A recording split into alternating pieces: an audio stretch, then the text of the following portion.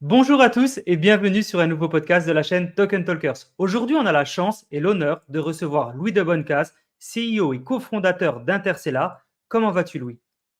Bah écoute, ça va très bien, Jean. Merci de m'accueillir dans ton podcast. Je suis très content d'être ici avec toi. De bon matin, mais non, c'est parfait. Plaisir partagé. On a vraiment beaucoup de chance de t'avoir. C'était difficile de t'avoir. On sait que tu as un gros planning. Voilà, c'est assez sport pour toi, mais tu nous accordes un petit peu de temps. Donc vraiment, merci pour ça. Et les auditeurs, je t'en remercie aussi énormément parce que voilà, c'est important de partager nos connaissances, c'est important d'expliquer ce que l'on fait. Et toi, tu as un gros parcours, tu as une entreprise qui est en train d'exploser. Et voilà, il y a beaucoup de gens qui sont curieux de savoir que fait Intercellar, qu'est-ce que toi tu fais. Donc, tu vas nous expliquer tout ça pendant à peu près une heure. Louis, avant de commencer, est-ce que tu peux nous dire tout simplement qui est Louis, d'où tu viens, qu'est-ce que tu as fait avant d'intéresser à l'écosystème Web3 et de cofonder Intercellar? Ouais, carrément. Alors donc du coup, moi c'est Louis de Bonnecase. On le verra un petit peu après, je vais le détailler, mais du coup, moi mon univers c'est celui du vin et des spiritueux. Donc un secteur qui parle à tout le monde, en tout cas pratiquement, surtout en France, ça a une place assez majoritaire. Et j'ai commencé en fait à travailler là-dedans. Moi, originairement, je suis des Pyrénées, du sud-ouest de la France. Je suis né à Tarbes. Passionné par la montagne d'ailleurs, la pêche, je fais du triathlon, du ski évidemment, j'ai fait en club, etc. Et j'ai migré un peu plus au nord par la suite. On est à Bordeaux aujourd'hui, notre société, et moi ça fait plusieurs années déjà que j'y suis, même peut-être quasiment 10 ans. Et du Waouh. coup, donc l'univers des vins et spiritueux. Et Bordeaux, c'était le meilleur endroit, parce que c'est un peu considéré quand même comme la capitale du vin dans le monde. En France, ça c'est une évidence, et même dans le monde. Et donc c'était un endroit assez logique pour moi pour venir m'installer. Et j'ai commencé en tant que négociant en vin. Donc les négociants en vin, c'est un métier en fait, le wine merchant, on dit en anglais, qui est chargé en fait c'est une personne qui est chargée de vendre les vins que les châteaux ont produits. Parce qu'en fait, c'est un système assez à part à Bordeaux. En règle générale, que ce soit des vins ou même pour les spiritueux, la marque, elle distribue, elle fait le produit et elle le distribue. Elle a des commerciaux, etc. Et à Mhm. Bordeaux, c'est un système qui a plusieurs siècles. Ils avaient décidé, ils s'étaient dit, bon, bah, les châteaux, leur savoir-faire, c'est de faire du vin, et les négociants, c'est de le vendre. C'est un autre métier. Et donc, c'est comme ça que j'ai commencé, 2015, dans une boîte de négoce dans laquelle, après, je suis devenu directeur général et j'étais associé. Et puis, en 2018, donc fin 2017, début 2018, j'ai créé le premier site de vente en ligne à vendre du vin en crypto-monnaie. Waouh. Parce que en fait, Ok. ouais, c'était un peu le début. Donc finalement, notre société Intercellar est assez jeune, elle a 1 an, mais ça fait plusieurs années déjà que j'œuvre un peu entre les deux. Et comment ça a commencé? C'est qu'en fait, bon, déjà le vin s'exporte beaucoup, surtout les vins assez haut de gamme. Et en fait, moi, fin 2016, début 2017, j'ai acheté mes premières cryptos. Je commençais par Bitcoin.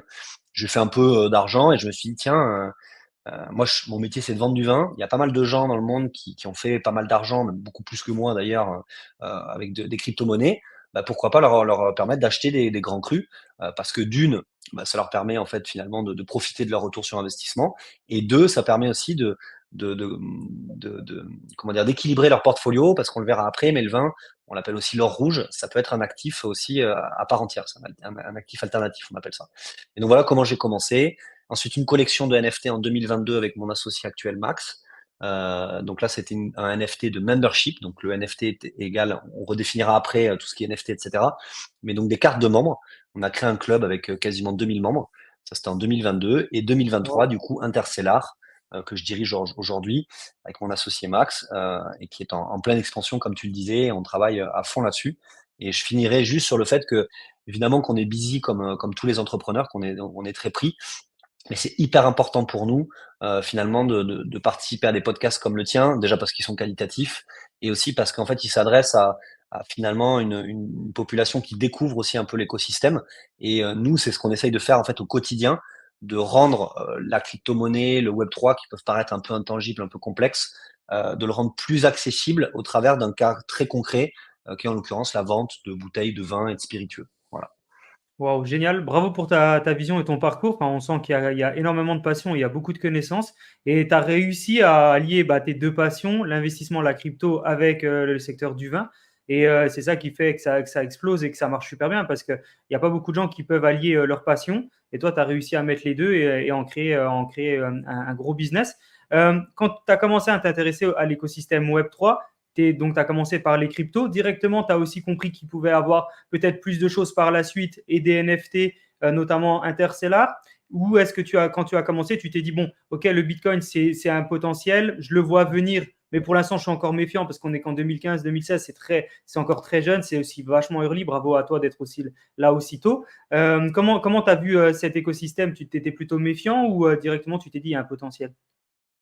Je me suis dit, il y a un potentiel. Par contre, pour être très honnête, jamais je me serais dit fin 2016, tiens, je vais mêler ça à mon business d'une manière beaucoup plus. Au début, c'était opportunisme.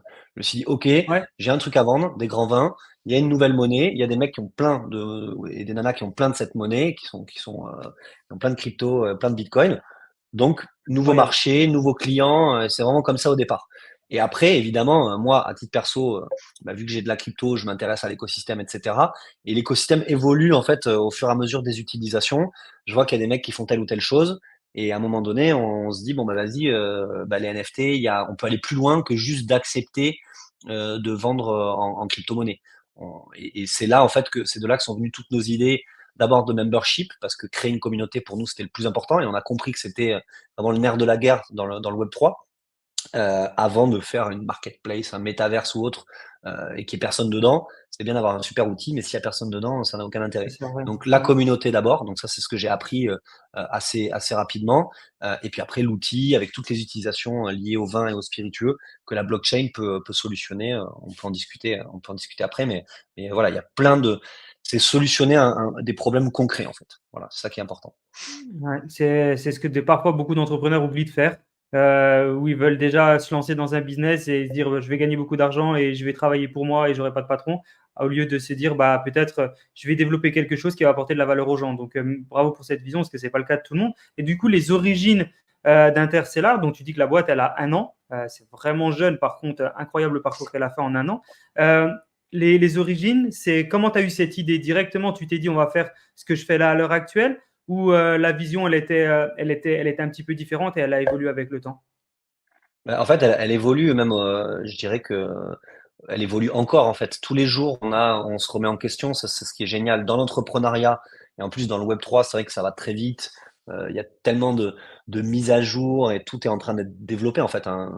Même notre site, il change tous les jours. Il a été développé from scratch. On n'a pas un Shopify ou un PrestaShop. Donc tout bouge au fur et à mesure. Donc évidemment, la vision, elle a évolué, mais au départ, donc c'était opportunisme. Je vends du vin en crypto. Ensuite, c'était communautaire.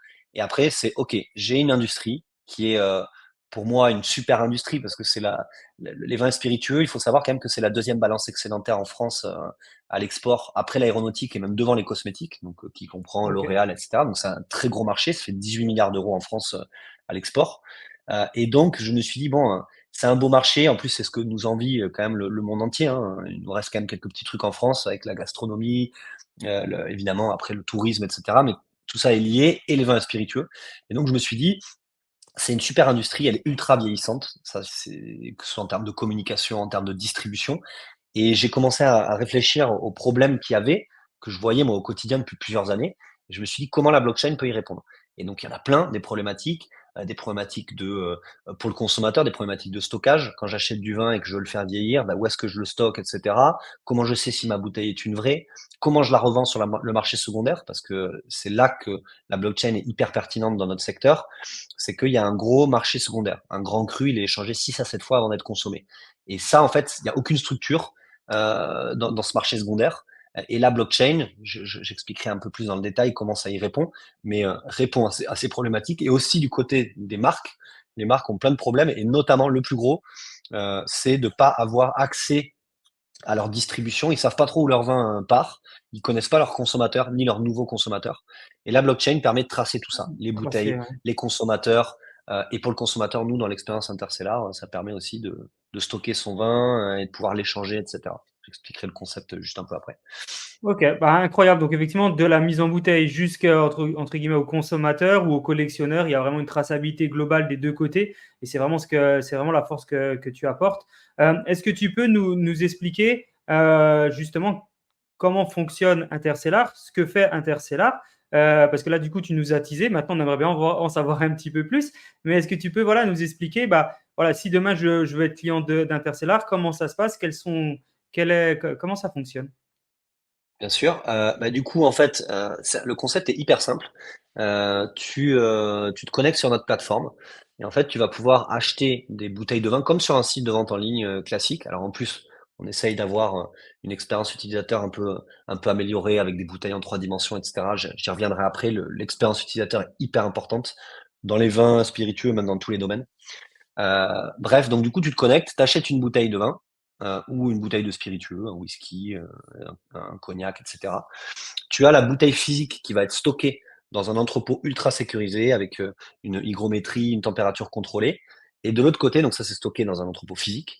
Et de l'autre côté, le NFT, donc un jumeau digital de la bouteille, qui est stocké dans ton wallet. Donc en gros, dans ton portefeuille numérique. Et du coup, tu as les deux.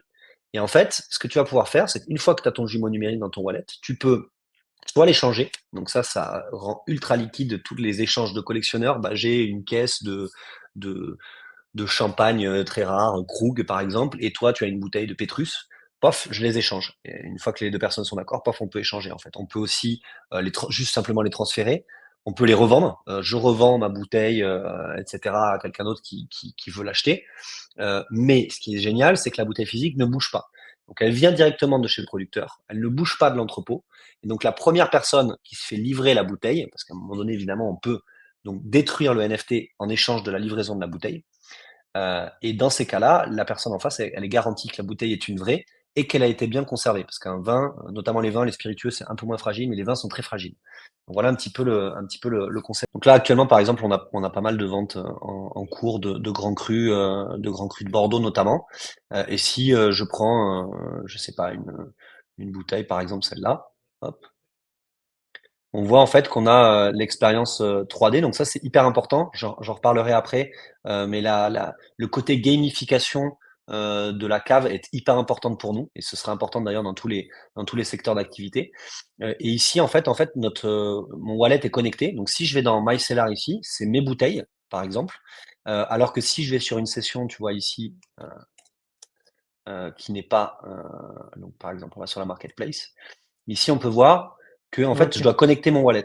Donc en fait, c'est une connexion par wallet, ce qui est un peu en fait quand on dit le web 1, c'était la connexion via une adresse mail. Le web 2, c'est une connexion via plutôt Google, par exemple, ou tes comptes de réseaux sociaux. Le web 3, c'est une connexion via un wallet. Alors, ce qui est intéressant en plus chez nous, c'est que soit tu as un wallet, un portefeuille numérique, soit en fait, tu vas pouvoir en créer un automatiquement en utilisant Génial. ton mail ou ton identifiant Google. Donc le but, c'est 100%. vraiment de rendre la Trop bien. plateforme la plus accessible. Voilà. Et donc ici, comme je le disais, donc ça c'est mon wallet, donc ces NFT sont dans mon portefeuille numérique. Et par exemple, si je veux prendre une bouteille ici, bah, je vais pouvoir, alors pas la claim ici parce que c'est des primeurs, mais donc si je prends par exemple une bouteille de Calvados ici, alors attends, hop, parce que là en fait en ce moment on fait des primeurs, donc c'est des vins qui sont pas livrables, mais peu importe. Donc ici tu peux claim la bouteille en échange de, euh, de, euh, le NFT va être détruit en fait. Ici, tu Ouais, peux ouais. le revendre, voilà, sur le marché secondaire. Incroyable. Donc, ça va apparaître dans la marketplace en marché secondaire ou le transférer aussi ici. Voilà, on essaye de rendre l'expérience la plus simple possible. Et voilà un petit peu ce qu'on fait. Alors, attends, je vais revenir du coup à la session. Voilà. Bravo, bravo. C'est assez incroyable parce que vous ne devez pas être beaucoup sur le marché à le faire. Je pense même peut-être un des premiers en France, ça c'est sûr. Franchement, bravo d'avoir eu cet esprit aussi un peu révolutionnaire parce que, comme tu le dis, c'est un secteur d'activité qui a du mal à grandir. Alors qui grandit ici, mais qui a du mal à se développer ou à innover. Et toi, tu arrives avec un truc complètement destructif et tu dis, OK, ça, maintenant, on va le changer, on va faire quelque chose de nouveau. Donc, ça, c'est comme tu l'as dit, ça facilite la vie des acheteurs, des vendeurs, des collectionneurs. Enfin, c'est une vraie marketplace, donc une place de marché pour les gens qui ne connaissent pas. Et donc, du coup, ça permet vraiment de faciliter la vie de tout le monde. Est-ce que vous avez mis en place une stratégie marketing un peu spécifique pour pouvoir justement fidéliser des nouveaux clients, notamment grâce au NFT? Alors, c'est une bonne question. Notre stratégie marketing, elle est double. En fait, Ok. on a des consommateurs qui ont deux profils différents. On a des consommateurs, du coup, des nouveaux consommateurs, donc plutôt des utilisateurs du Web3, de nos technologies, des expériences immersives, etc., qui ne connaissent pas le vin. Donc là, finalement, on va devoir éduquer ces gens-là au vin, leur expliquer ce que c'est que le vin, etc., d'une manière éducative. D'ailleurs, Moi-même à titre personnel, j'ai un compte Instagram sur lequel je vulgarise un peu le monde du vin et des spiritueux. Donc vous pouvez aller regarder avec même mon nom, Louis de Bonnecase. Vous pouvez aller voir sur Instagram directement. J'ai Super. réussi assez rapidement à me faire une petite place dans l'univers. Donc ça, c'est le premier point. Et le deuxième, c'est qu'on a les consommateurs actuels de vin et de spiritueux qui ne connaissent pas le Web3. Et là, ces gens-là, on doit plutôt les éduquer, donc avoir une communication et un marketing sur l'onboarding, donc le fait de les embarquer dans notre univers, mais de manière le plus simple possible. Donc c'est ce que je disais avant, accepter les paiements en carte bleue, déjà ça c'est hyper important, et pas qu'en crypto-monnaie. C'est permettre l'utilisation, la création d'un compte utilisateur avec une adresse email et pas forcément avoir un wallet, etc.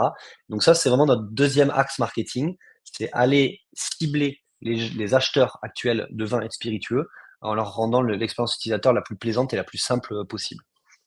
Ok, c'est assez impressionnant. Quand on est collectionneur, souvent, effectivement, on a un problème, c'est qu'on n'a pas forcément assez de place chez soi pour stocker tout son vin. Et justement, là, tu réponds à quelque chose d'intéressant, c'est de pouvoir donner la possibilité à des gens de collectionner du vin, mais surtout, au-delà de juste le collectionner, de pouvoir le stocker pour eux. Et imaginons, je suis une personne en Asie, en Amérique latine, je suis une personne qui n'a pas forcément envie de stocker le vin chez soi parce qu'il faut le livrer, etc. Ils peuvent le stocker, puis après peut-être tout simplement le revendre sans jamais voir les bouteilles. Exactement. Et en fait, on permet les deux. C'est un système en fait à l'origine qui vient des Anglais. Les Anglais achetaient 2 caisses de vin, des grands vins de Bordeaux quand ça sortait en primeur. Une caisse Ok. pour investir, une caisse pour la consommation. Et la caisse d'investissement était censée euh, financer en fait la consommation de la deuxième. Donc avec le retour sur investissement de la première, tu finances ta consommation.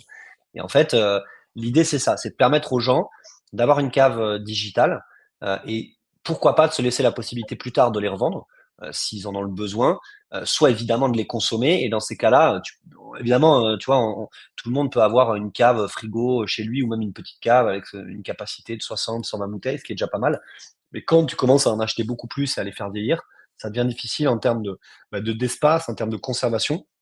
Et surtout, une fois que tu t'es fait livrer la bouteille, c'est beaucoup plus difficile de la remettre sur le marché secondaire parce que les gens en face, ils savent pas si c'est une vraie, ils savent pas si elle a été bien Ouais. conservée. C'est surtout ça, parce qu'aujourd'hui, tu as des sites qui peuvent authentifier les bouteilles. Donc déjà, ça nécessite un process d'expertise, etc.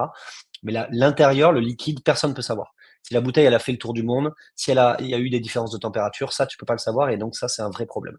Donc nous, aujourd'hui, on garantit finalement la bonne conservation, le fait que ce soit des vrais. C'est un peu comme des cartes Pokémon sous blister. Elles vont être plus facilement échangeables ou revendables si les gens en face savent que c'est des vrais, qu'elles ont été bien conservées, etc. Ah, super, super intéressant. Si je veux travailler avec Interstellar, soit en tant que justement collectionneur ou tout simplement en tant que négociant, etc., quel est le meilleur moyen de te contacter ou de contacter ta société? Alors, déjà, c'est important de comprendre notre système.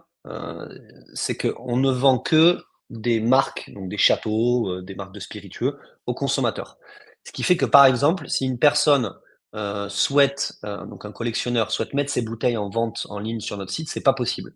Parce que Ah, moi, ce trop bien. collectionneur, comme je te le disais avant, je ne peux pas savoir en fait si les bouteilles ont bien été conservées ou autre. Il va falloir que j'expertise la bouteille, etc. C'est pas possible. Donc en gros, nous, ce qu'on est en train de faire, c'est uniquement garantir que ça vient du château. Et il y a pas eu de propriétaire avant en fait. Sauf les propriétaires du jumeau digital, mais dans ces cas-là, la Ouais. bouteille ne bouge pas. Ok. Donc c'est pour ça que nous, on encourage, c'est les vignerons, les marques de spiritueux. Aujourd'hui, on bosse avec on a signé plus d'une centaine de marques, des châteaux ultra prestigieux. On en a là en ce moment, donc, ce que je montrais sur le site, on a plein de bouteilles comme du Margaux, du Lafite Rothschild, du Mouton, plein finalement d'accès à ces bouteilles et on donne cet accès à nos consommateurs. Mais on a aussi des marques de whisky, de Calvados, on a du champagne, on a bossé avec Champagne Carbone, par exemple, le fournisseur officiel de la Formule 1. Donc en général, c'est les marques qui nous contactent, finalement pour avoir une meilleure traçabilité de leurs bouteilles et aussi pour s'adresser à des nouveaux consommateurs. Parce que les consommateurs de demain n'ont absolument pas les mêmes, euh, les mêmes habitudes de consommation que les consommateurs d'hier, que ce soit pour le haut de gamme ou pas d'ailleurs. Ça, c'est une vérité. Ah, c'est assez impressionnant l'évolution qu'il y a et ce que tu fais justement pour que ça évolue encore plus vite. Dans les choses que tu as fait pour que ça évolue vite, c'est le premier, on va revenir légèrement là-dessus, mais la première société qui acceptait les paiements en crypto. Quelles étaient les difficultés ou les défis que tu as eu à l'époque pour justement lancer ça? Parce que tu es tellement early que ça ne devait pas forcément être facile. Est-ce que tu as réussi à connecter assez rapidement? Est-ce que pour les gens, c'était facile de payer? Est-ce que du coup, en lançant ça, tu as trouvé des gens qui ont commencé à adhérer à ce système? Parce que comme tu étais nouveau, comment le marché a réagi? Alors tu l'as bien dit, en fait, la principale difficulté finalement, c'est la durée en fait de mise en place d'un tel système. Révolutionner une industrie, ça prend du temps. Donc en effet, au début, moi, il y a quelques années, quand j'allais voir les châteaux, je leur disais: «Ouais, on va vendre en crypto-monnaie et cetera». Donc ils nous regardaient avec des grands yeux et ils voulaient pas le faire parce que, à l'époque et même encore aujourd'hui un petit peu, il y a cette image de, oui, c'est pour le terrorisme et financer la drogue et cetera. Donc ça, c'est un truc que j'ai, trimballé pendant comme pas mal d'entrepreneurs pendant quelques temps. Et finalement, en fait, après, bah, ça prend forme. Les, marques voient, en fait, finalement, qu'on commence à répondre à des problèmes. Les consommateurs, eux aussi, commencent à avoir une plateforme qui est intéressante. Et aujourd'hui, avec Interstellar, le principal défi, c'est celui-là, c'est d'accompagner cette transition, l'onboarding, des acheteurs et des marques. Donc finalement, la mass adoption, pour laquelle on œuvre. Et la difficulté, du coup, dans un tel contexte, c'est le financement. Et en fait, tu peux pas, générer au tout début suffisamment d'argent pour financer ta vision et c'est pour ça que les startups, déjà en général et le web 3 encore plus parce que c'est une vision, qui est encore plus disruptive, ont besoin de se financer et donc c'est par rapport à cette difficulté-là, en fait, qu'on a trouvé la solution du financement. Donc on a levé des fonds auprès, d'une trentaine de business angels, un peu Wow. partout en France et même dans le monde. Donc on a levé 1 million d'euros avec, des personnalités, comme, Bilal El Alami qui nous a accompagnés depuis le début, comme les membres du board de Swissborg, qui est la plus grosse plateforme de crypto-monnaie en Suisse. Cyrus Fazel, le CEO par exemple, a investi dans notre société.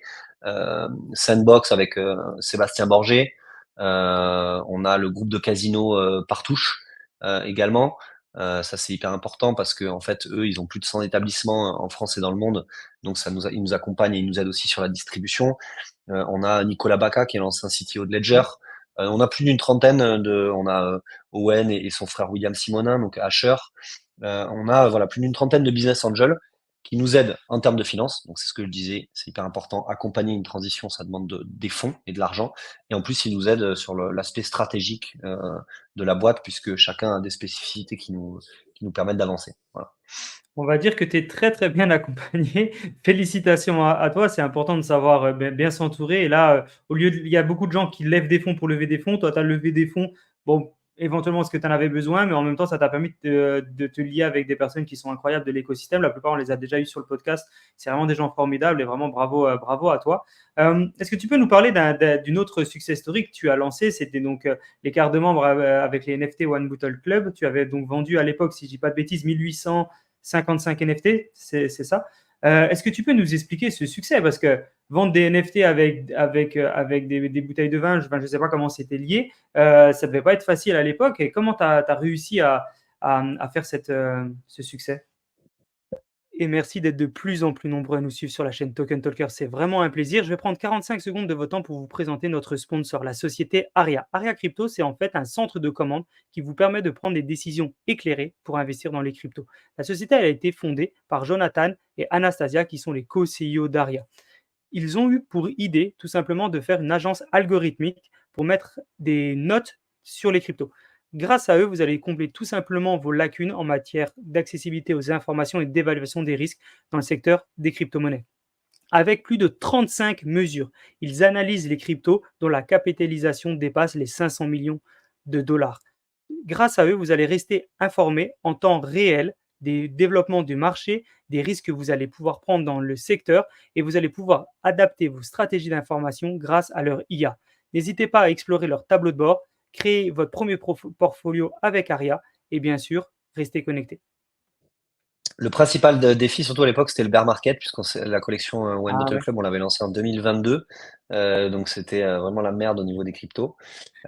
Et en fait, non, non, en fait, on a créé notre premier socle communautaire. On a vu ce qui se faisait à côté et on a dit, tiens, le vin, En fait, finalement, c'est déjà un club, c'est déjà une communauté. Si tu rencontres un mec qui a, je sais pas, il va te dire, bah, moi j'ai déjà bu un Mouton Rothschild de 90 et toi, bah, moi aussi. Et en fait, finalement, cette notion de club, elle s'applique hyper bien en fait au monde du vin et des spiritueux. D'accord. J'aime bien dire que le vin, c'est le lubrifiant social, tu vois, ça permet de connecter les gens physiquement en plus, parce que c'est très important. Là, on parle beaucoup de digital, mais le physique est hyper important, on fait beaucoup d'événements, etc. Et on s'est dit, bon, bah, tiens, on va créer une communauté, on va créer un club où les principaux avantages, ben, ça va être de l'accès à des events, donc on fait beaucoup d'événements encore aujourd'hui, et un accès à des ventes exclusives. Et c'est de là, en fait, après qu'on a créé Interstellar. Et les membres originels de notre club ont des accès privilégiés à toutes nos ventes. C'est-à-dire qu'ils sont whitelistés, ils peuvent minter, donc acheter les NFT des bouteilles avant tout le monde, etc. Donc voilà un petit peu l'idée, c'était et comme je le disais, c'était de créer une communauté avant de créer un outil en fait. Beaucoup, alors les grandes sociétés, ça les impacte pas trop parce que c'est du budget marketing, mais tu vois, des boîtes comme Carrefour, etc., ont fait des métaverses, etc., mais il y avait personne dessus. Parce qu'en fait, d'abord, il faut créer un socle de valeurs, il faut créer une communauté active sur les réseaux sociaux et même physiquement. Et c'était vraiment l'objectif pour nous à l'origine avec Wine Bottle Club, qu'on perpétue encore aujourd'hui, puisqu'ils ont évidemment des accès, c'était la promesse, sur Interstellar. Et ils peuvent s'échanger du coup les parts et il y a des gens, enfin, il y a des gens qui peuvent vendre leur carte de membre, etc. Ouais, ouais, tout à fait. Et Waouh. d'ailleurs, c'est un système qu'on a initié et que d'autres, après, finalement, ont mis en place et qu'on a aidé à mettre en place d'ailleurs. Par exemple, on a lancé un vignoble qui s'appelle Château Edmus. C'est un ancien cadre de chez Apple qui a acheté 1,5 hectare de vigne à Saint-Émilion, un super terroir. Et il a créé sa marque de vin, un Saint-Émilion Grand Cru, qui s'appelle Edmus, donc du coup. Et il est le premier à avoir créé des cartes de membres allocataires, c'est-à-dire les membres de son club Edmus, de son château, ont plein d'avantages dans son château, etc. Et donc, on voit que c'est un modèle d'ailleurs qui fonctionne, le modèle de fidélité avec les NFT, et de plus en plus de marques qui n'ont pas que des expériences. En fait, acheter une bouteille, c'est bien, mais rajouter des expériences physiques, de nos tourismes, euh, des masterclass, des dégustations en live, etc. Plein de choses, on peut mettre plein de choses autour de son produit. Et ça, en fait, on peut le faire au travers de NFT membership de club. Et donc, c'est quelque chose qu'on a mis en place et qui est en train de bien fonctionner. On a une partie club dans notre site Interstellar, d'ailleurs. Vous pouvez aller voir. Waouh, félicitations, félicitations pour ça. Il y a une question que je me pose, c'est comment les gens déjà qui sont dans le monde du vin, tu arrives à les faire comprendre la valeur du Web3 et la technologie blockchain derrière. Est-ce que quand tu vas les voir, ils comprennent assez rapidement? Est-ce qu'il y en a qui connaissent peut-être déjà? Ou est-ce que bah, du coup, ça prend du temps avant de leur expliquer qu'effectivement, il y a un avantage pour eux, notamment peut-être la traçabilité, la sécurité? Est-ce que tu peux nous expliquer comment ils le prennent et est-ce que c'est assez facile à expliquer?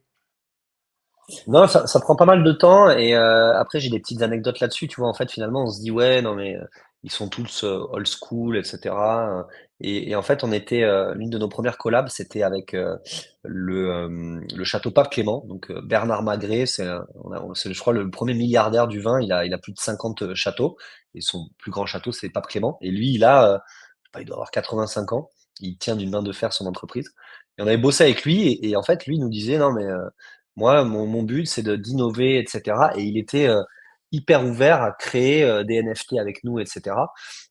Et en fait, c'est ça qui est intéressant à voir, c'est que l- la principale motivation en fait des châteaux, des marques de spiritueux, etc., c'est de finalement aller vers les nouveaux consommateurs. Parce que le consommateur, en fait, alors nous, on est plutôt dans le haut de gamme, donc le consommateur d'hier, c'était le CSP+, ou des gens qui avaient fait un peu d'argent, des entrepreneurs, pour les plus grands crus dans l'industrie, etc. Les consommateurs de demain, on le voit, les acheteurs de grands crus et de grandes bouteilles, c'est plus la même chose. Si tu regardes d'ailleurs le top 10 des personnes les plus riches du monde, c'est plus que des fortunes du pétrole ou autres. On a des Bezos, des Elon Musk, des Zuckerberg, etc. Donc on voit que la tech finalement est en train de prendre une place très importante dans la finance d'aujourd'hui. Et les achats en dépendent en fait. C'est-à-dire que ce soit dans le vin ou les spiritueux ou autre chose, on voit en fait que targeter des nouveaux consommateurs, c'est totalement différent. Et c'est ça en fait que vont chercher les marques aujourd'hui, c'est comment je vais pouvoir arriver à parler à des jeunes consommateurs, d'autant plus que nous, dans notre secteur Mmh. d'activité du vin, il y a un peu une déconsommation, et donc finalement voilà, le but c'est ça et c'est ça en fait qui les attire. C'est le challenge d'aller chercher les nouveaux consommateurs.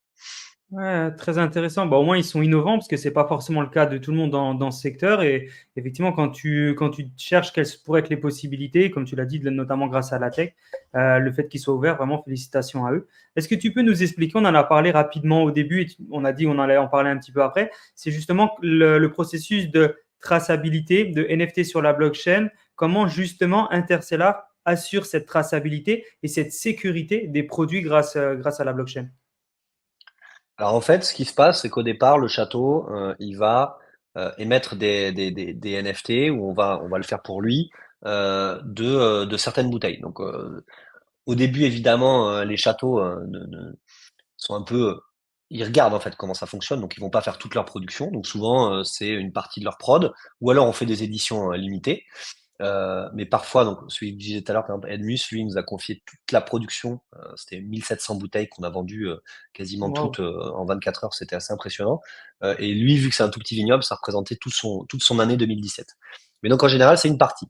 Donc, le château met une partie en NFT qu'on va minter. Donc, on est sur la blockchain Polygon, pour information. Au début, on était sur Ethereum. Et tu vois, on évolue sans cesse parce que bon, les gas fees sont, même pour un produit haut de gamme, euh, sont, euh, sont quand même assez rédhibitoires. Donc, on est sur la blockchain Polygon.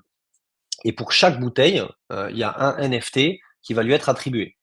Donc, le jumeau digital dont je parlais. Et en fait, ce qui va se passer, c'est que nous, on va stocker le vin dans un entrepôt et le vin vient du château directement. Donc, il y a tout un audit, etc., du château, etc.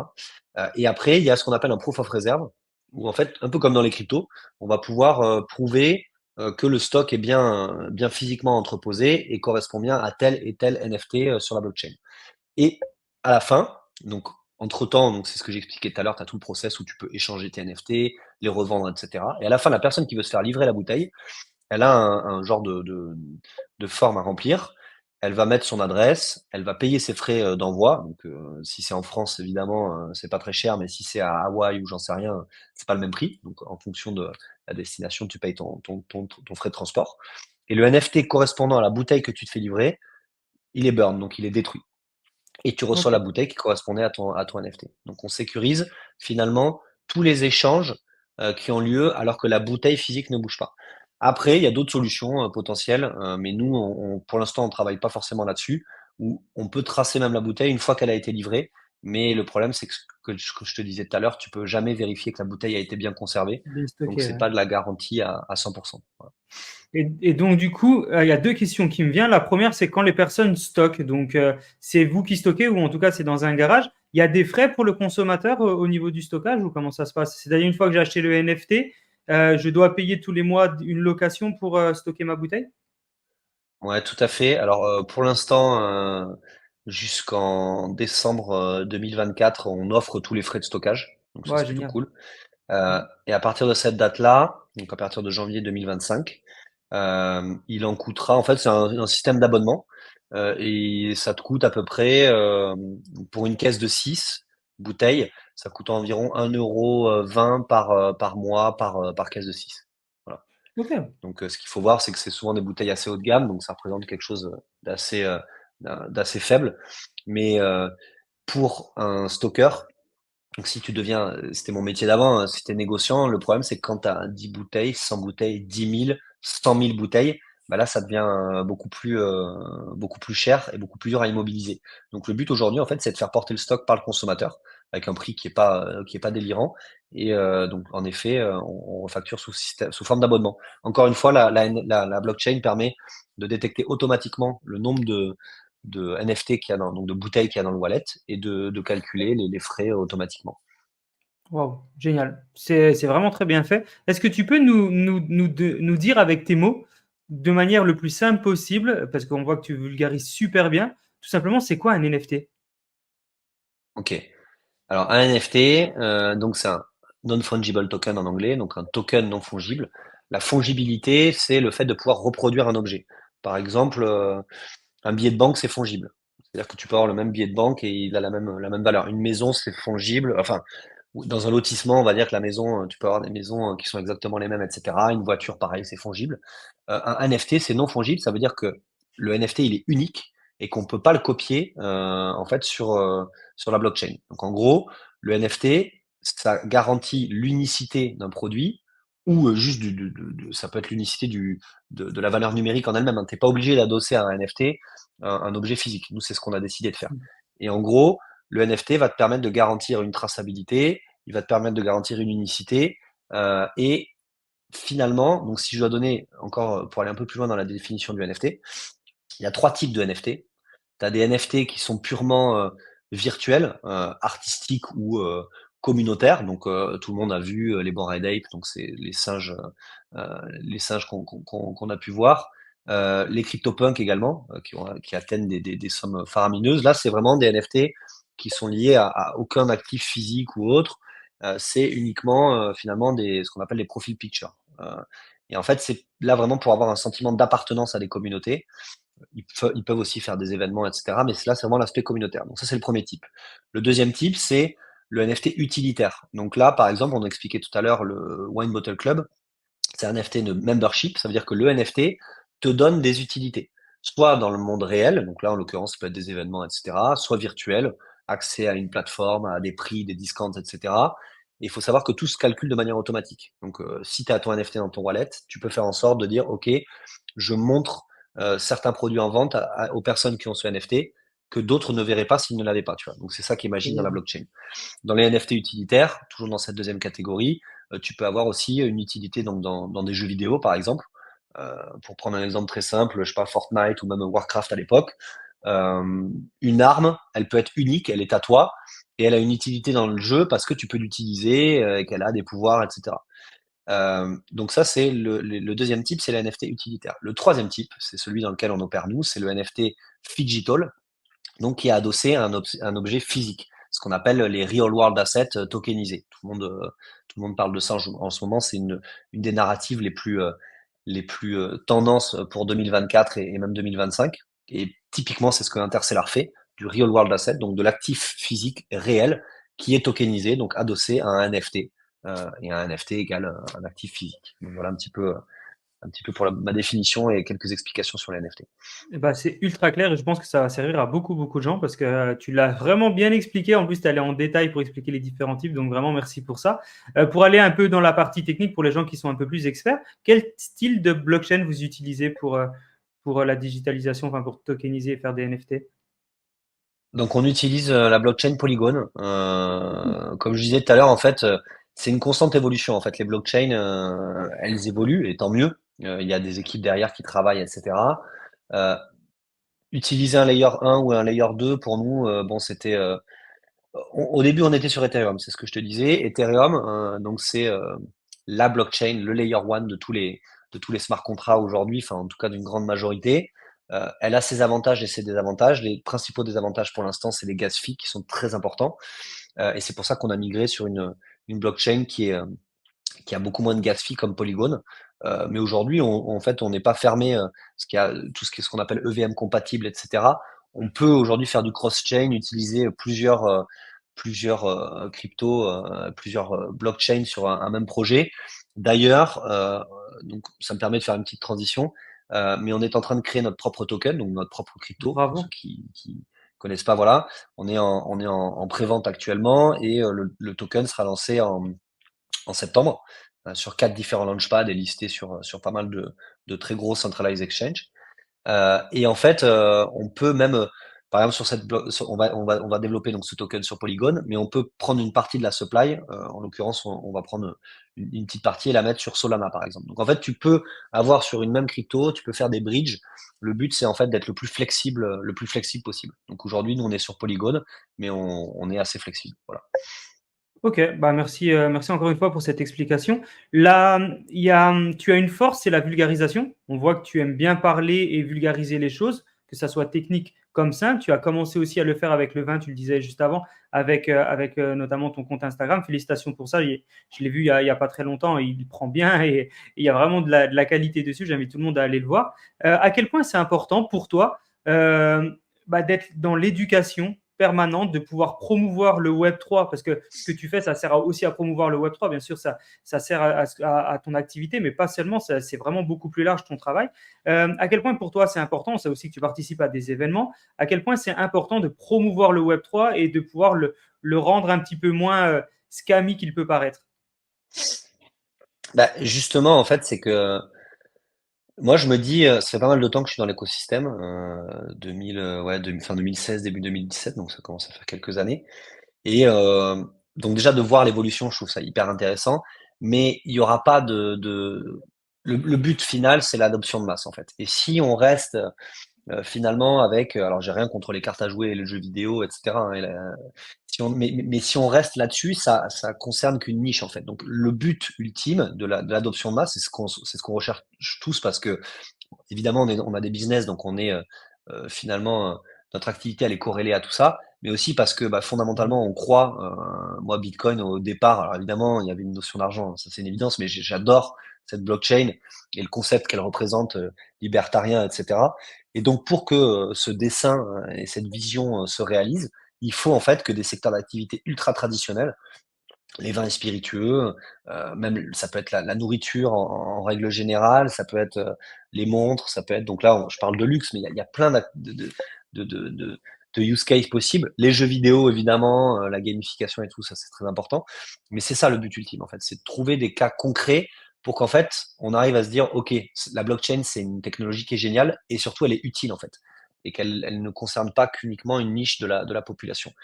Et pourquoi en fait aussi c'est hyper important pour moi de vulgariser, c'est parce qu'en fait, alors c'est important et surtout aussi c'est par la force des choses, j'y suis obligé parce que je suis sur un secteur tradi et qu'en gros, je suis obligé finalement d'être toujours un peu entre les 2 et d'expliquer, aux gens qui sont des consommateurs de vin ce que c'est que le Web3 et cetera. Et c'est le défi, principal de tout le monde, hein. D'ailleurs, tu regardes, par exemple, Nicolas Bacca, donc l'ancien CTO de Ledger, est en train de développer des solutions en ce sens. Nous, même en Ouais. interne, on développe des solutions en ce sens. C'est l'onboarding, c'est la clé en fait de tout ça. C'est comment faire en sorte que tout ça soit très simple. Et finalement, c'est faire en sorte que les gens parlent plus en fait de Web3, de NFT, de blockchain. Parce que si on regarde Internet, aujourd'hui, les gens l'utilisent tous, mais ils s'en foutent que ce soit du HTML, du CSS derrière. Les gens utilisent Internet parce que c'est utile, que c'est simple et que ça répond à des problèmes.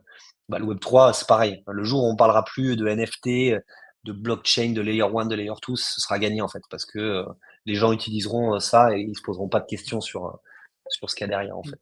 Totalement. Dans le Web 2, tout le monde utilise Internet sans savoir que le protocole qu'il y a derrière, comment ça fonctionne, ce sera pareil sur le Web 3.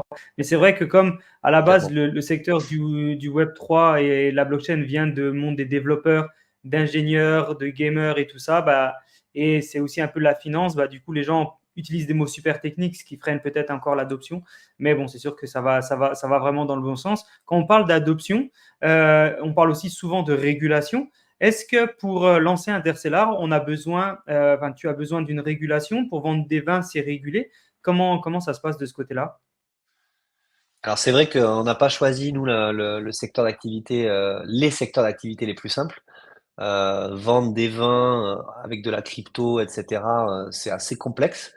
Ouais, Et évidemment, on a pas mal on a pas mal de problématiques légales. On est hyper bien entouré, on a plusieurs cabinets d'avocats, etc.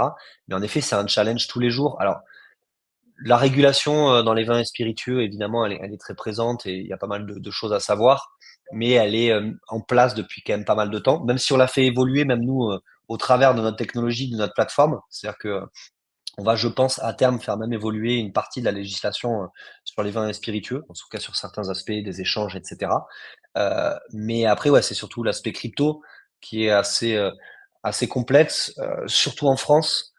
Alors notre société, elle est basée, le siège est à Levallois-Perret, là, on va le bouger d'ailleurs certainement à Bordeaux. Mais c'est important pour nous de dire que notre société est en France parce que on l'a fait vraiment par image et parce que si tu veux, les vins spiritueux, c'est un produit qui est français et c'est compliqué auprès même des marques, des châteaux, de lancer une marque, enfin de lancer une plateforme si elle est à Dubaï ou autre. En termes de crédibilité, c'est pas terrible, c'est même plutôt mauvais. Donc c'était hyper important pour nous parce que c'est un produit français, qu'on est fier de la France, de lancer la plateforme en France. Mais en effet, on fait face à pas mal de soucis dans l'entrepreneuriat. L'entrepreneuriat en France, c'est très complexe, c'est beaucoup de barrières, beaucoup de complexité, beaucoup de taxes. Mais il y a des solutions. Donc voilà, on bosse là-dessus, évidemment. Mais c'est vrai que c'est pas toujours évident l'écosystème en France pour lancer des entreprises. Ouais, c'est sûr, mais bravo, bravo pour le challenge et tu es gentiment en train de le réussir, donc vraiment bravo à toi. Tu parles souvent d'amélioration. Parfois, il y a les retours clients qui sont importants. Est-ce qu'il y a des retours clients qui t'ont permis de dire, OK, là, il y a des choses sur lesquelles je peux améliorer et qui ont permis à la plateforme de grandir? Ah mais sans arrêt, sans arrêt. C'est-à-dire que nous, on est ultra friands des retours. Tu vois, là, on avait une première version de notre site Interstellar où on faisait juste des drops. Là, on est en bêta version de la marketplace qui a été lancée déjà, je pense, il y a quasiment 2 mois, qui fonctionne Wow. hyper bien en termes techniques, d'échanges, de mint, et cetera. Donc tout marche bien, mais l'UX est sans arrêt à améliorer. Donc en fait, on prend les feedbacks de tous les consommateurs et évidemment qu'on les écoute et qu'on jour on change la plateforme en fonction de ce que nous disent les gens. Hem, la plupart du temps, et ça répond aussi à une question que tu me posais tout à l'heure, comment on fait pour vous contacter facilement? On a un Discord, Ah, Intercellar cool. avec, je crois qu'on doit avoir plus de 10 000 membres dessus. Il suffit donc de poser les questions dans les canaux dédiés, voire même d'ouvrir un ticket si on a un problème à titre personnel. Ouais, tous les jours on prend les feedbacks, tu vois. On est en train de développer l'UX en ce moment et on bosse justement sur pas mal de feedbacks. Quand on a un, tu dis ok, bon j'écoute. Quand on a 2, 3, 4, 5 qui vont dans le même sens, tu dis ok, il y a un problème, allez on change, on écoute la commu, tu vois. Et ça c'est un peu le Web3 aussi, tu vois. Le Web3 en fait c'est pas que la technologie. Pour moi le Web3 c'est la techno, c'est la communauté, hyper important, heu et c'est des nouvelles formes de marketing aussi. Donc on n'en parle pas beaucoup ou en tout cas les gens disent souvent: «Non mais le Web3 c'est que du marketing», et c'est la technologie qui doit être privilégiée. Mais le fait est que ouais, le Web3 en fait est en train de créer, des nouvelles formes de marketing et cetera, heu, communautaires, nouvelles utilisations sur les réseaux sociaux, du farming de tokens. Donc je rentrerai pas dans les détails, mais il y a plein de choses que la communauté Web3 fait qui se faisaient pas avant. Et c'est pour ça d'ailleurs que mon compte Instagram a cartonné. C'est parce que dans le monde des vins spiritueux, on n'utilise pas forcément toutes les techniques de marketing Web3 ou de marketing un peu avancé. Et donc du coup, voilà, c'est un point qui est important, voilà. Donc le retour, pour répondre à ta question originelle, des consommateurs est hyper important, pour nous, OK. fondamental. Bah, bravo. Quels sont les plans pour le futur d'Interstellar? Quelle est la vision? Je ne sais pas si tu peux la partager, hein, tu as sûrement de la confidentialité derrière, mais je ne sais pas quels sont les plans pour 1 an, pour 5 ans, pour Interstellar. Est-ce que tu peux nous partager un peu la vision et les plans pour le futur? Ouais, il y a de la confidentialité sur certains points très précis, mais après non, non, notre vision elle est très claire et on la partage et elle évolue, comme je disais aussi au fur et à mesure, mais pour l'instant elle est très claire. C'est que notre but, c'est d'aller chercher le plus, donc il y a plusieurs points, d'aller chercher le plus de châteaux et de marques possibles et de consommateurs. Ça va ensemble. En fait, le sourcing appelle le consommateur parce que, bah, plus tu as des produits rares, plus il y a des consommateurs et le consommateur appelle le sourcing parce que nous, pour qu'on ait en fait des, allocations ou qu'on ait, une partie des vins, de certains vignobles et cetera, qu'on nous l'accorde parce que c'est des productions limitées, il faut qu'on ait des consommateurs intéressants. Donc c'est un peu le serpent qui se mord la queue, Mmh. mais ça, c'est une de nos narratives les plus importantes, une de nos objectifs le plus important. Et le deuxième, c'est comment on fait pour avoir des utilisateurs? C'est la gamification de notre plateforme. Ça, c'est un point, sur lequel on Mmh. peut s'attarder un peu parce que pour moi, il est hyper important. Le consommateur de demain, que ce soit dans le vin, dans les fringues, dans n'importe quoi, dans la technologie et cetera, il a besoin en fait de se divertir quand il achète. Et c'est encore plus valable pour moi dans l'univers du luxe, c'est que quand tu achètes une bouteille à 300 balles, à 500 voire plus, acheter juste avec, un vieux JPEG, un commentaire de dégustation et une livraison, pour moi, c'est un non-sens parce que c'est des beaux produits et cetera. Donc toutes les notions d'immersion, de gamification, en fait, donc pour te donner du coup des exemples concrets de notre vision, Ce qu'on va faire avec Interstellar, au travers de notre token d'ailleurs, qui va être une loyalty token, donc une crypto-monnaie qui va régir notre écosystème, c'est la possibilité en fait d'aller jouer avec ta cave personnelle. Donc là, je t'ai montré tout à l'heure sur mon écran notre cave, qui pour l'instant en fait est une addition de tous les NFT que tu as. Ça, c'est la vision ultra simpliste, mais qui fonctionne bien. La vision à plus long terme, c'est d'avoir en fait ce qu'on appelle un microverse, c'est-à-dire une cave. Finalement, c'est pas un métaverse sur laquelle tu as des gens qui se baladent, etc. Ça, on n'y croit pas forcément, en tout cas pour notre secteur d'activité. Mais c'est ta cave personnelle que tu vas pouvoir customiser.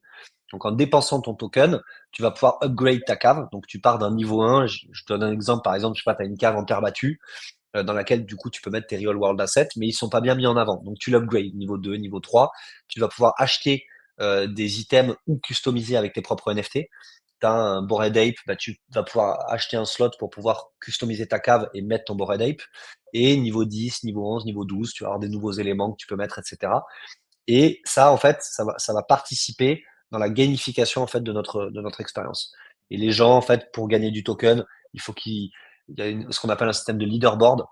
Si tu as la plus belle cave, les gens vont pouvoir voter pour la plus belle cave. Si Wow. tu as le plus grand nombre de bouteilles, si tu as des bonnes performances sur les vins que tu as achetés, etc., tu vas être récompensé en token. Et tout ça, c'est ce qu'on appelle la gamification pour nous, de notre distribution et de notre cave. Et ça, c'est la vision pour nous qu'on est en train de développer. Donc ça, c'est hyper important. Wow, bah, très impressionnant. En tout cas, on voit qu'il y a une vision très long terme et qui est super solide. Vraiment, bravo pour cette vision. Louis, on aime bien poser des questions aux entrepreneurs qu'on reçoit sur leur facilité ou leur difficulté à gérer la vie perso et pro. Tu travailles énormément, tu es partout. Tu le disais en début du podcast, tu as le temps de faire, ou en tout cas, tu essaies de te donner le temps de faire du sport, notamment du triathlon. On sait que c'est une activité qui est physique et qui prend beaucoup de temps en termes d'entraînement. Enfin, il y a 3 sports, etc. Comment tu as réussi, toi, à trouver l'équilibre, si bien sûr tu l'as trouvé, entre la vie pro et la vie perso? C'est une super question, parce que je suis en plein dedans en ce moment. Alors malheureusement, il n'y a pas de clé. Ok. J'écoutais un podcast justement il n'y a pas longtemps qui disait que dans la vie, tu as plusieurs piliers. Donc je crois que c'est 4. Tu as les passions, tu as le travail, la famille et les amis. Voilà. Et Mhm. c'est compliqué d'être à 100%, enfin c'est même Parfait. impossible d'être à 100% sur les 4. Donc, faut faire des choix. Donc moi actuellement, j'ai choisi ma famille et mon travail que j'arrive à très bien lier. Mais malheureusement, donc tu vois, par exemple, le triathlon, en plus, j'avais pas choisi le plus simple parce que tu as 3 activités dedans. Donc, je l'ai mis un peu de côté. Je fais mon sport le matin, donc déjà, je me lève très tôt. Ça, c'est un peu. Wow. Pourtant, je suis plutôt un oiseau de nuit, tu vois, mais se lever tôt, c'est quand même plutôt pas mal, surtout quand tu as un gamin. C'est le moment où, en fait, bah, tu es au calme et tu peux faire les choses que tu as envie de faire, etc. Prendre le temps, parce que déjà le contexte de nos vies en règle générale, la société, le fait d'être entrepreneur, bah, tu plus de temps. Donc, dans la gestion du temps, voilà, c'est la priorisation. Et ensuite, c'est pour moi, donc, comme je t'ai dit, j'ai choisi la famille et le travail. C'est un équilibre à trouver parce qu'en fait, avoir une vie personnelle qui est remplie, je pense que ça t'aide à devenir, en tout cas sur le long terme, un meilleur entrepreneur ou en tout cas même une meilleure personne. Donc c'est toujours important en fait de privilégier aussi bah, sa famille, ses amis aussi. Donc là, comme je disais, c'est l'un des autres piliers. J'ai pas forcément trop le temps en ce moment, mais je le ferai plus tard en fait. Il faut choisir. Mais la Totalement. gestion du temps est assez complexe en effet, mais ça se fait. Et ça participe justement après à un certain équilibre. Moi, je pense que sans ma femme, mon bébé, et cetera, ce serait plus dur, déjà en termes d'équilibre et en termes de vision aussi, tu vois? Tu sais pourquoi tu travailles, et donc voilà, c'est, difficile mais pas impossible de lier les 2. Ok, bah bravo, merci pour ce partage. C'est toujours intéressant d'écouter les entrepreneurs qui réussissent à faire des choses et mettre des choses en place pour justement avancer et croître. Donc merci pour ce partage. Euh, Une autre question qui est plutôt sur l'écosystème Web3. Quel est, toi, ton avis personnel actuellement sur l'évolution de l'écosystème Web3? On sait qu'il y a pas mal de narratifs qui sont en train de se déployer. Tu as parlé vraiment des RWA, c'est quelque chose qu'on partage énormément au sein de Token Talkers, parce qu'on est vraiment un podcast sur lequel on essaie d'avoir un focus beaucoup sur le RWA. Donc là-dessus, on te comprend. Qu'est-ce que tu penses, toi, actuellement de l'écosystème Web3? Est-ce qu'il est encore early? Est-ce qu'il est en train de se développer? On sait tous que le mass market est très important aussi. Est-ce que tu trouves qu'il évolue bien? Est-ce que ça prend encore un peu trop de temps? Et puis, une dernière question dans la question, qu'est-ce que tu penses des institutionnels qui commencent à s'intéresser au Web3. Voilà, on a tous entendu de BlackRock il n'y a pas très longtemps. Quel est ton avis par rapport à tout ça? Alors tu réponds un peu à la question parce que justement c'est ce que j'allais te dire sur l'évolution de l'écosystème du Web3. C'est que moi donc j'ai vécu plusieurs bear markets. Donc j'étais pas là pour le premier là, je crois, 2013 ou 2014. Ouais. Donc j'ai fait 2017, 2022, enfin je parle des bull markets pardon. Donc 2017, 2021. Là actuellement, bon je sais pas si on peut parler d'un bull market ou pas. En tout cas j'ai connu plusieurs phases. J'ai fait tous les events, etc. Et là, pour la première fois, sur ce bull run, on voit apparaître des institutionnels, mais pas forcément après. Bon, évidemment, BlackRock, etc. Ça, c'est des très bons exemples. Mais même en fait, en termes de, donc si tu regardes les cabinets d'audit et de stratégie comme EY, Deloitte, KPMG, ça y est, on les voit sur les events. Tu as des mecs qui arrivent. Donc, tu as des départements Web3. Pareil dans les cabinets de conseil en stratégie. On a beaucoup d'anciens profils de McKinsey, de Bain, de BCG, etc.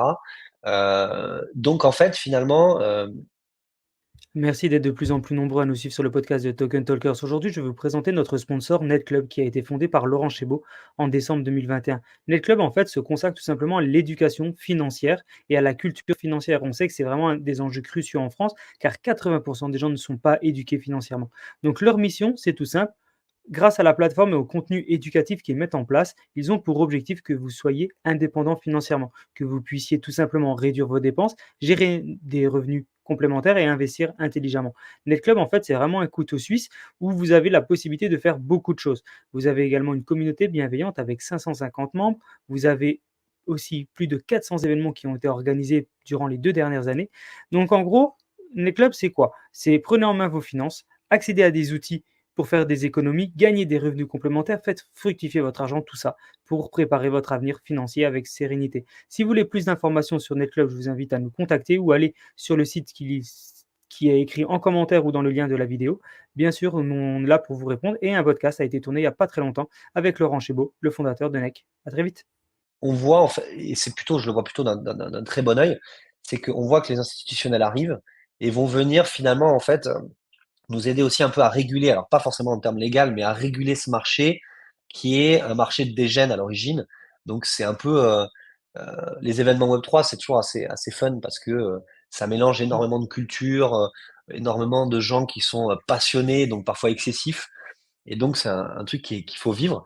Et c'est vrai que je dis pas que c'est pas rassurant, mais là, maintenant de voir quand même qu'on a des institutionnels, des gens plus sérieux, pas dans la démarche, mais en fait, tu as toujours les ouvreurs au départ dans un nouveau paradigme. Tu as les mecs qui pensent, etc., un peu les artistes, etc. Et après, ça vient structurer. Et donc là, on en est là.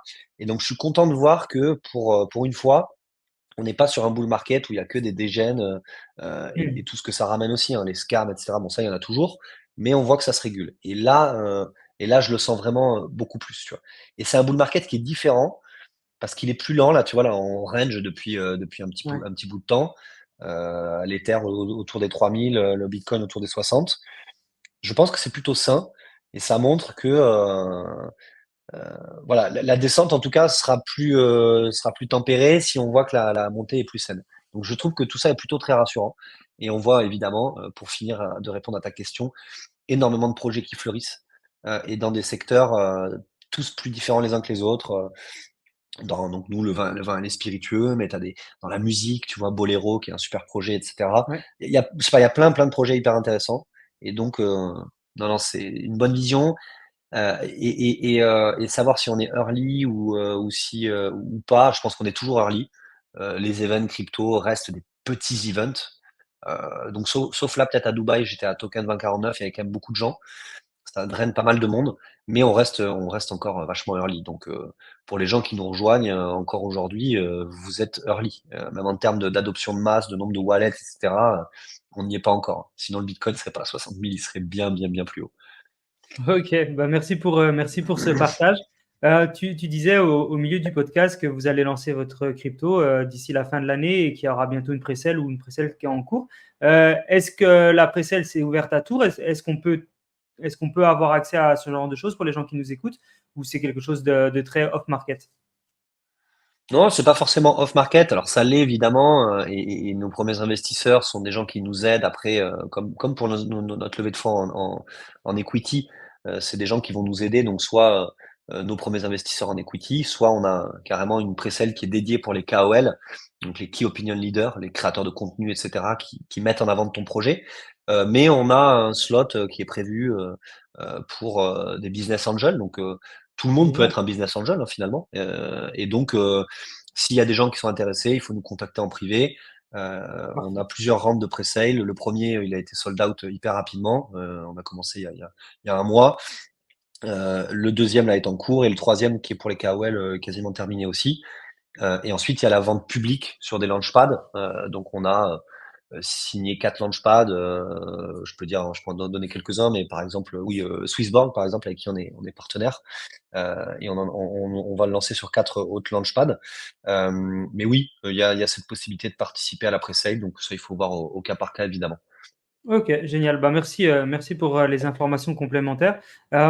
Louis, on va devoir arriver à la fin gentiment de ce podcast. On sait que tu as un planning chargé, on ne peut pas te prendre plus de temps, même si j'aurais bien voulu qu'on parle encore ensemble des heures et des heures, mais au pire, on fera un autre podcast dans les prochains mois pour voir quelle a été l'évolution d'Interstellar pendant cette dernière année, par exemple. À la fin du podcast, on laisse toujours un petit peu le mot de la fin à notre invité. Donc, le mot de la fin, ça peut être un mantra, ça peut être une anecdote, ça peut être une astuce, ça peut être un projet ou quelque chose que tu as vu et que tu aimerais parler, quelque chose, un sujet qu'on a parlé que tu voudrais être, voilà, peut-être encore plus précis ou rajouter quelque chose. Tu as vraiment carte blanche, ça peut prendre le temps que tu souhaites. Donc, voilà, on te laisse le mot de la fin. Ok, non mais écoute, déjà je voulais te remercier pour le podcast. C'est très cool Merci. de pouvoir discuter avec toi. Et encore une fois, voilà, le principal message pour moi, c'est ça, c'est l'adoption de masse. Donc, tes questions sont très pertinentes et finalement, elles vont dans le même sens que le nôtre, qui est celle de la vulgarisation. Donc non, pour finir, moi, je donnerais plutôt des conseils à des gens qui veulent intégrer l'écosystème. Euh, c'est finalement de se dire que, comme je le disais juste avant d'ailleurs, c'est de se dire qu'on est encore early. Donc, si les gens veulent intégrer l'écosystème, déjà, commencer, pour moi, c'est mon conseil principal. Tu sais, c'est un peu comme, comment expliquer? Pour moi, pour être vraiment dans l'écosystème, faut mettre un peu d'argent. C'est-à-dire que, évidemment, ce que tu es prêt à perdre, une petite somme si tu es prêt à perdre une petite somme, mais c'est comme, comment dire? On va dire jouer au poker, tu vois, sans argent.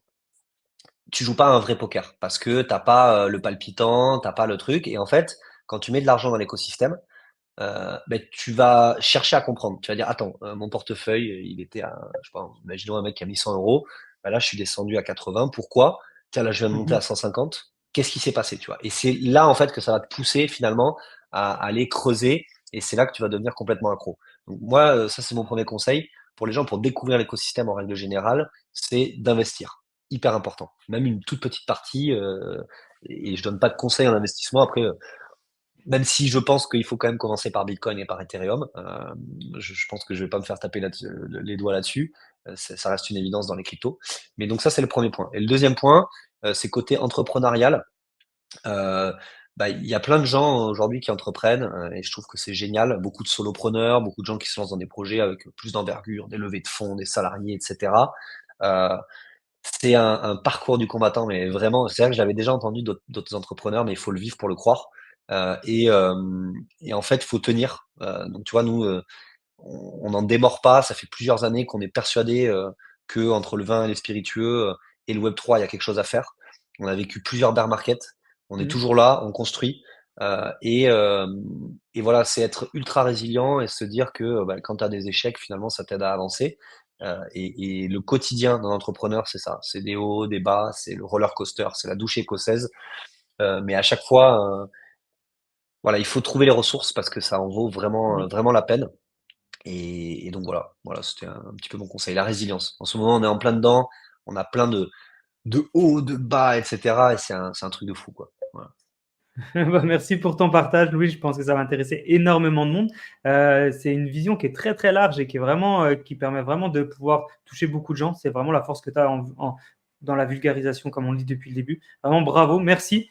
Merci pour ton temps. Bravo pour ce que tu fais. Force à Interstellar pour la suite. En tout cas, c'est bien parti. Donc, il n'y a aucune raison que ça ralentisse. Bon courage et puis bah, impatient de faire peut-être un prochain podcast ensemble pour voir un peu l'évolution.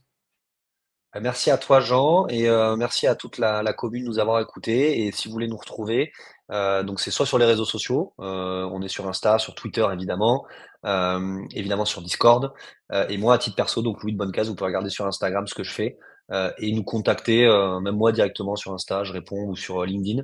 On Trop sera cool. un plaisir de vous répondre, et si vous avez des retours aussi, comme je disais tout à l'heure, avec plaisir, on est preneur. Même si vous avez des trucs que vous aimez pas et tout, dites-le nous, ça nous sert tout le temps. Donc merci à vous nous avoir écoutés et à très bientôt. Merci Louis.